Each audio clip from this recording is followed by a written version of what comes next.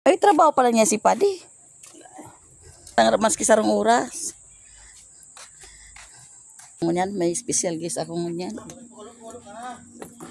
Ano pakuluan ko? Adungong ko lang ito. Kung ano maano ko, wala man ako pang asawag kay ito. Ayan guys.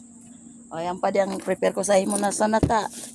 Maluyang pista. Dahil banderitas ang Libanon. Kung di ka nga dumating, di ako magaganito. Di ako magpiprepare ng ganito.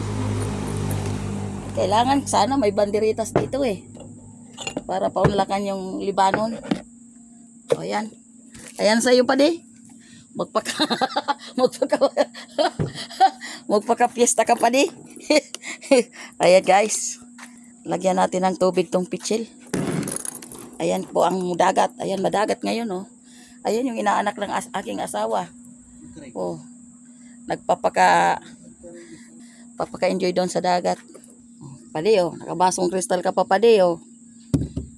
Special ka talaga. Ano gagawin ko dito? Lagay ko na lang. Ganito kahaba ang yelo dito sa Prito Diaz. Ayan guys oh.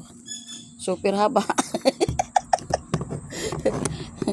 Super haba ang yelo dito sa Prito Diaz. Yeah, o yan pa din ang yelo mo oh. 1 meter. American size. Saan ka pa din? Pinakamahal na alak kung dito lang siguro. Sa buong mundo. Hindi ba? Kasi na ini. Bukas na ating pinakamamahal na pundador. Ha? Alangan ako lang mainom. Papa, di ka balay banday di bukasan na bili pa di. Di na bukasan di pa di wala ka. Sabi, alangan man nga ako sana mainom. Ay, may tagayan pa di. May libre yan, baso. Ganyan talaga pundador pag nagbibili ako yan. Kaya pala napakamahal. Yan guys. Guys, so ayan guys.